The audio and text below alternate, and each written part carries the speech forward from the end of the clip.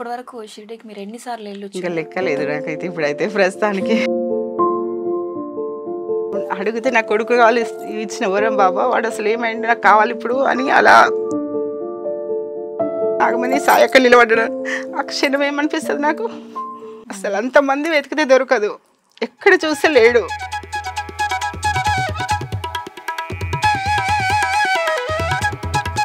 సెకండ్లో నా ఏడుపు చూసి ఇంటి ముందు ఇలా పెట్టేసిండు వాడిని.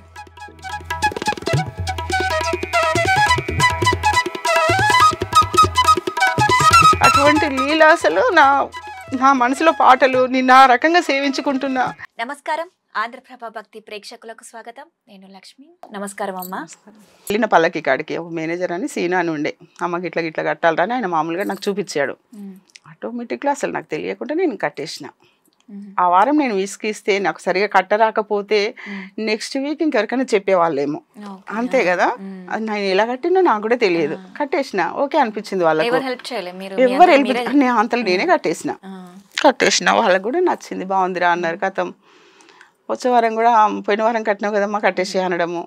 అలా ఇప్పటికీ ఒక 30 years 30 సంవత్సరాల నుంచి పల్లకి ఇంకా నా చేతుల మీదనే రెడీ అవ్వడము, పెద్ద పెద్ద ప్రోగ్రామ్స్ అవ్వడము. మంచి విజయదశమి, గురు పౌర్ణమి అప్పుడు అంకులు అక్కడ మళ్ళీ వాసుకొచ్చేవాళ్ళు అవ్వడము. రవీంద్ర భారతిలా, జ్ఞాన సభల, గుడి ఎదురుగా చాలా పెద్దగా ప్రోగ్రామ్ చేసేవాళ్ళము. ఆ ప్రోగ్రాంలో అమ్మ అట్లా పల్లకి కడుతుంది, ఆమెకు దేవుడిచ్చిన వరము అనేసి చెప్పడము. అది అదొక నాకు బాధ్యత అని నాకే అర్థమైపోతుంది. ఇక నేను చిన్న కలగన్న ఒక జాడు కొడితే చాలు బాబా అని సన్నిధిలో అని, అంతే కదా. కలగన్నది నాకు మాత్రమే తెలుసు. ఆ కళ అదే వారంలో నిజమైంది. అంకుల్ కూడా తెలియదు కదా, నేను కలగన్నా తెలియదు. ఆయన చేత నాకు పువ్వులు వేపించాడు బాబా. నువ్వు జాడు కొట్టడం ఏందమ్మా, పూల పల్లకే కట్టాని గుడి చైర్మన్ చేత అలా పూలు ఇస్త్రీపించిండు కళల. అదే అంకుల్ మళ్ళీ నాకు సాయంత్రం పల్లకి కట్టని చెప్పాడు. అంకుల్కి ఏం తెలియదు నేను కళలు కన్నది, నాకు బాబా ఆయనతో ఏం చెప్పిస్తున్నాను అంకుల్కి ఏం తెలియదు. వారిదైతే అంకులే కదా. అయితే అసలు ఆయనకేం తెలియదు, కానీ నాకు తెలుస్తుంది కదా ఇదంతా మీ ద్వారానే అంకుల్. అసలు బాబా బాబా నన్ను అనుగ్రహించడము, మీ చేతుల మీదుగా నాకు ఈ సేవ రావడము. ఆ సేవ చేసి ఒకరోజు వాళ్ళ ఇంట్లోకి వెళ్ళాను. అమాహతం అంకుల్ కాళ్ళ మీద పడిపోయి ఏడ్చేసాను. అంత మంచి సేవ నాకు చాలా చాలా ఆనందాన్ని ఇస్తుంది అన్నట్టు. అనామతం కాళ్ళ మీద పడి ఏడ్చుంటే నాకు చల్ల చెమటలు ఆనందంతో అసలు ఆయన ఎందుకురా అంటుండు.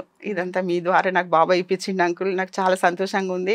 నేను ఇప్పుడు చెప్తున్నా అంకుల్, నేను పోయిన వారం ఇలా అనుకున్నా, మీరు ఈ గురువారం నైట్ నాకు ఇలా కల వచ్చింది, మీరు నాకు పూలు వేసినట్టుగా.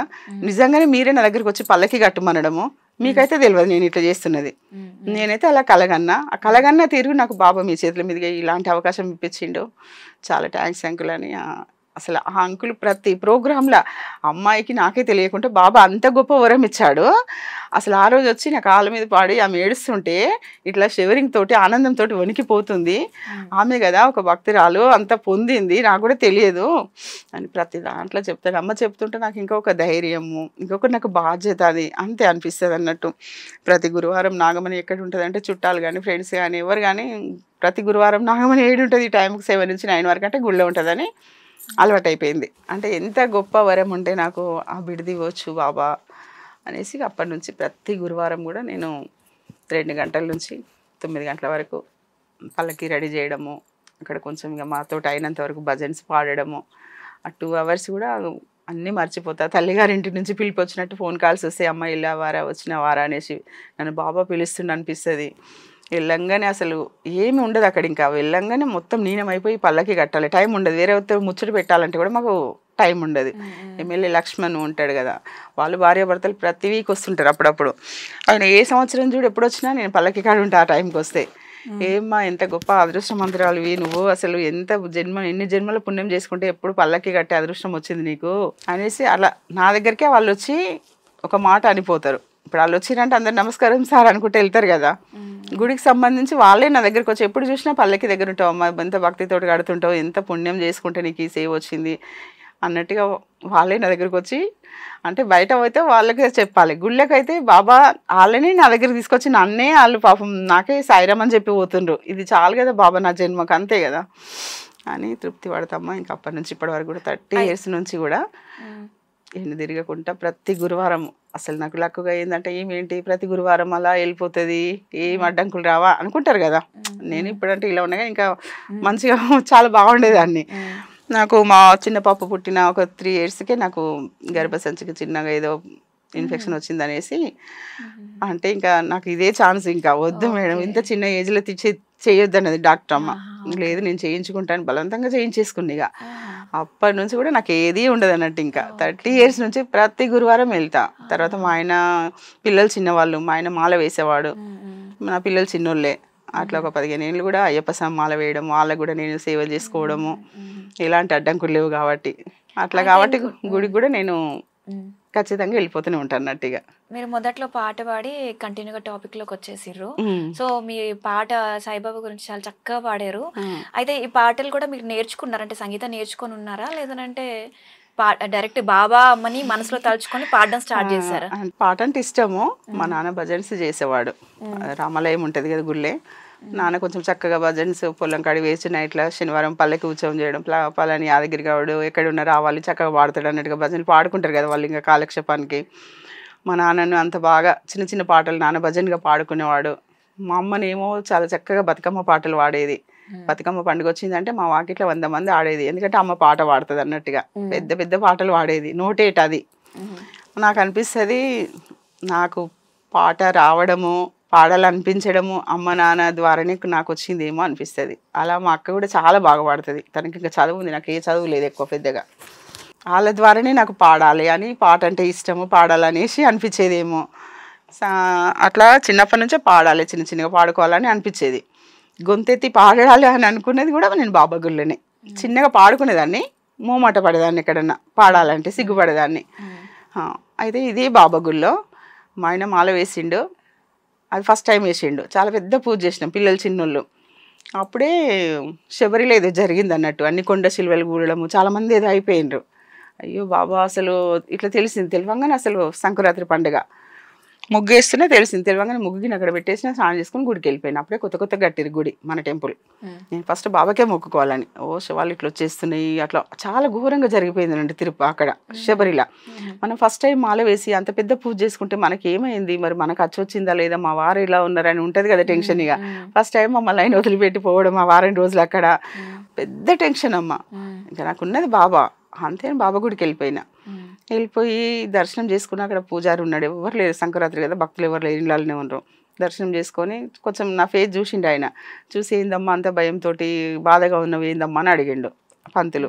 లేదు పంతులు గారు, మా ఆయన ఇట్లా శబరికి వెళ్ళాడు, ఆ నైట్ ఇట్లా జరిగిందంటే అక్కడ ఎవరికేం జరిగిందో తెలియట్లేదు, ఆ వార్తలలో చూస్తుంటే చాలా భయం ఉంది, మేము ఫస్ట్ టైం వేసినాము, పెద్ద పూజ చేసుకున్నాము, మరి మా స్వామి ఎలా ఉండవు అనేసి చాలా టెన్షన్ అవుతుంది. అందుకే బాబా దగ్గరికి వచ్చిన. ఆయన ఇళ్ళ మీద ఏదో చదువుకొని బాబా ఫేస్ చూసి, ఏం కాదమ్మా మీ స్వామి క్షేమంగా ఉన్నాడు, క్షేమంగా వస్తాడు అని. ఇంకా చూడు అక్కడ గుళ్ళో ఎవరు లేరు, అదే ఛాన్స్. నా మనసు ఇలా అయిపోతుంది, అసలు ఏ రకంగా నేను బాబాను వర్ణించాలి, ఎలా మొక్కుకోవాలి అనేసి. పాట పాడొచ్చా పంతులు గారు అన్న. అయ్యో పాడొచ్చానండి ఏందమ్మా, చక్కగా మైకుంది తీసుకొని పాడవాలి, బాబాకు పాటలంటే ఇష్టం కదా అనడము. అమ్మ నా మనసులో ఉన్నది ఇంకా పాట రూపంతో, అక్కడ ఎవరు లేరు, బాబా వింటే చాలు అనుకొని మైక్లో చక్కగా 4-5 పాటలు పాడినా వణుకుంటా. మైక్ పట్టుకుంటే వణుకప్పుడు తెలియదు కదా. ఆ పాట పాడించే ధైర్యం కూడా సంక్రాంతి రోజున మా వారి కోసం వెళ్తే బాబానే నన్ను స్టార్ట్ చేపించాడు, అలా చేపించాడు. ఇంకా తర్వాత పాడిన తర్వాత భజన నడుస్తుండే, గురువారము ప్రతి వారం భజన అవుతుంటే ఆ భజన కాడ ఒకసారి చిన్నగా పాడాను ఒక వారం. అలా ఇంకా నా సేవ చేసుకొని వెళ్ళిపోతున్నాను నేను. కృష్ణన్న అని ఆయన చాలా మంచి భజన చేస్తుండే. ఆయన వెళ్తుంటే అయ్యో ఆ అమ్మాయి వెళ్ళిపోయిందా, లాస్ట్ వీక్ చాలా బాగా పాడింది కదా అని నన్ను అంత ముందుకు పోయినాక ఒక మనిషి నుంచి పంపించిన తర్వాత ఏమ్మా లాస్ట్ వీక్ మంచిగా పాడినావు కదా, ఇప్పుడు కూడా పాడొచ్చు కదా, నీ గొంతు బాగుంది అన్నాడు. బాబానే కనిపిస్తుండు నాకు అక్కడిగా. నేను ఎలా పాడానో ఏడ్చుకుంటా, పాటలు తెలియదు బాబా నీకు నచ్చిందా, నేను పాడను తండ్రి అనుకుంటా. ఇంకా అప్పటి నుంచి భజనలో 1-2 వాళ్ళ భజనలు కూర్చొని పాడడం, నా పల్లకి సేవ చేసుకోవడం, వాళ్ళ భజనలో ఒక 2-3 పాటలు పాడడం, మళ్ళీ నాకు 10 నిమిషాలు టైం ఇవ్వడము నా కోసము. ఆ పదార్థాలు పూర్తి చేసుకొని వచ్చేదాన్ని. పాట కూడా రాసుకునేవారా మీరు ఏమన్నా బాబా? నాకు అమ్మ రైటింగ్ కూడా నాకు వచ్చేది కాదు. అంటే నాకు చిన్నప్పటి నుండి ఇంజెక్షన్స్ అంటే భయం, చాలా భయం. అక్కడ గవర్నమెంట్ స్కూల్ అప్పుడు అక్కడ పోతే ఏదో టీకాలు ఇస్తామని ఏవో జీపులు వేసుకొని వచ్చేవాళ్ళు. చిన్నప్పటి నుంచి ఇంజక్షన్ అంటే సత్యంత భయం నాకు. అది పెద్దగా ఇప్పుడు అర్థమవుతుంది గింతేనా అనేసి. ఇదే భయం నాకు అప్పుడు లేకుంటే నేను ఎంత చక్కగా చదువుకునేదాన్ని. దేవుడు ఒకటి ఇస్తే ఒకటి ఇవ్వడేమో మరి. ఇంకా ఇంజక్షన్ భయానికి నేను స్కూల్ డుమ్మ కొట్టిన 5th క్లాస్ అలా చదువుకుని అవి కూడా నాకు చక్కగా గుర్తులేవు. నేను స్కూల్కి పోనని మా అక్కకు బాబు పుట్టినుండే. ఈ వంకతోటి ఇంకా చక్కగా అక్క బాబుని ఎత్తుకుంటాను చెక్కేస్తుంటే ఇక బలవంతంగా ఏం పట్టిస్తామని మా అమ్మ నాయన కూడా పట్టించుకోలేదు. తర్వాత కొద్ది రోజుల తర్వాత నాకు చదువు విలువ తెలుస్తుంది. అంటే ఒక పాట పాడాలి నేర్చుకోవాలంటే ఎంతసేపు నోటేట్ ఉండదు కదా, రాసుకోవాలి. కొన్ని రోజుల తర్వాత మళ్ళీ అయ్యో నేను ఎందుకు చదువు మానేసిన, చదువుకోవాలి కదా అని నా తెలివి నాకు వచ్చి కొంచెం బాల్బడి అని ఒక టీచర్ ఉంటుండే. ఆమె మంచిగా ఫ్రెండ్ లాగా ఉంటుండే. ఇంకా నేను మా ఫ్రెండ్ కొద్ది రోజులు అలా నేర్చుకున్నాం. మళ్ళీ పోయిన చదువును కొంచెం వెనుకకు తీసుకున్నా అన్నట్టు. అది నా వరకు నాకు కావాలనేసి అట్లా కొంచెం తెలుసు. తర్వాత ఈ పాటలు పాడుతున్నా, గుడికి వెళ్తున్నా, పాడుతున్నా, చేస్తున్నా. నేను మళ్ళీ ఎక్కువ గుర్తుపెట్టుకోవాలి. నేను ఎంతసేపు నోటేట్ ఉండేవి. బాబా నాకు ఏం వద్దు చదువు, నేనే పిచ్చి పని చేసి ఖరాబ్ చేసుకున్నా. నాకు నీ పాట రాసుకున్నంత వరకు, నీ పాట చూసుకొని పాడుకున్నంత వరకు బాబా నాకు ఈ వరం ఇచ్చినావు, నీ పాట పాడమని నువ్వే ఇచ్చినావు అనుకుంటున్నాను నేను. ఇది కూడా నాకు చిన్న వరం ఈ తండ్రి చాలు అనుకొని చాలా దండం పెట్టుకున్నమ్మా. అప్పుడు నాకు మళ్ళీ చదువుకోవాలని ఆరాటం. పిల్లలు అది ఇది ఏముంది ఎక్కుతుంది అయినా కానీ నాకు బాబా పాట పట్ల ఇష్టం పెరిగిన తర్వాత కొంచెమని నేర్చుకోవాలని ఇది నేర్చుకున్న తర్వాత 3 పిల్లలకి తినిపించి పడుకోబెట్టి మా ఆయన వచ్చే వరకు 12 అవుతుండే. స్వాతి బుక్ తెప్పించుకొని ఆ బుక్ ఈ బుక్ తెప్పించుకొని ఆయన వచ్చే వరకు అలా కొంచెం ఫాస్ట్గా చదవడం నేర్చుకోవడము. అట్లా రైటింగ్ తక్కువనే వస్తుంది కానీ చదవడం అయితే అన్ని చదువుకుంటా. బాబా నీ పాట పాడుకునే భాగ్యాన్ని నాకు ఇచ్చినావు.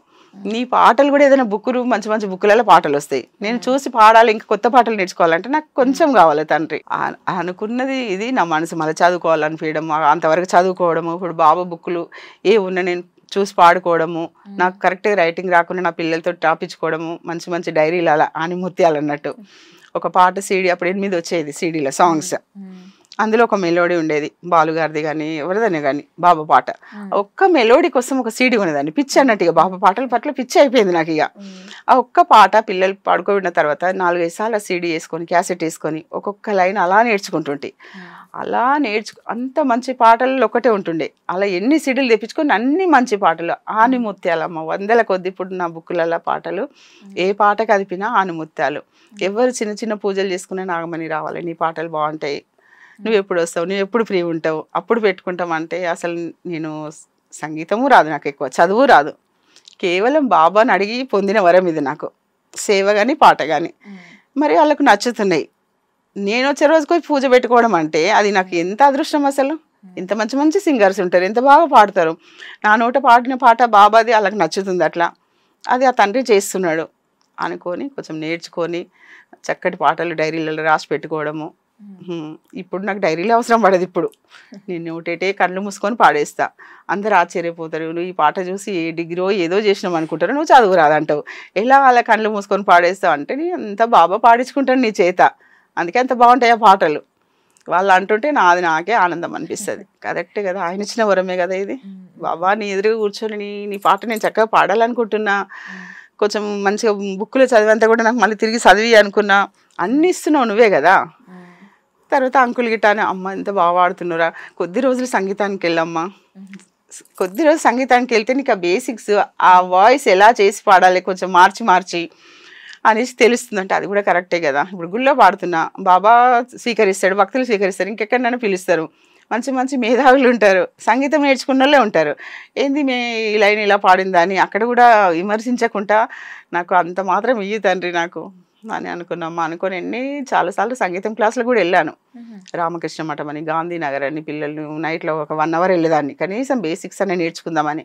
ఏ సంగీతం క్లాస్కి వెళ్ళినా నా ఏజ్ వాళ్ళు కూడా ఉండేది, ఆ ఏజ్ చూసి వెళ్ళేదాన్ని నేను.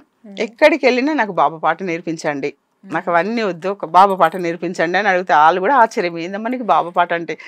బాబా పాట నేర్పించండి, ఆ పాటలనే నేను సరిగా మళ్ళీ నేర్చుకుంటా, ఎక్కడ పోతుంది అన్నట్టుగా. వాళ్ళు కూడా ఆశ్చర్యపోయేది పాపం. ఆ బాబా పాట నేర్పించే వరకు బాబా పాట కోసం హుషారుగా ఉండేదాన్ని. తర్వాత వేరే వాళ్ళకి నేర్పిస్తే నాకు నిద్ర వచ్చేది. అసలు సంగీతం అట్లా నాకు ఇంట్రెస్ట్ ఉంటే ఇంకా నేను బాగా పాడేదాన్ని అమ్మ.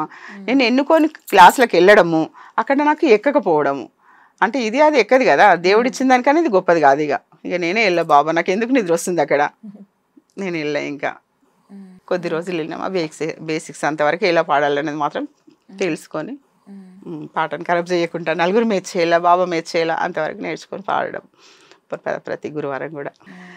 కానీ కొన్ని సంవత్సరాలు నేను బాబా విభూతితోటి బ్రతికేసినమ్మా. మాట్లాడితే బాబా అలా నన్ను తండ్రి ఉంచేయండి కూడా.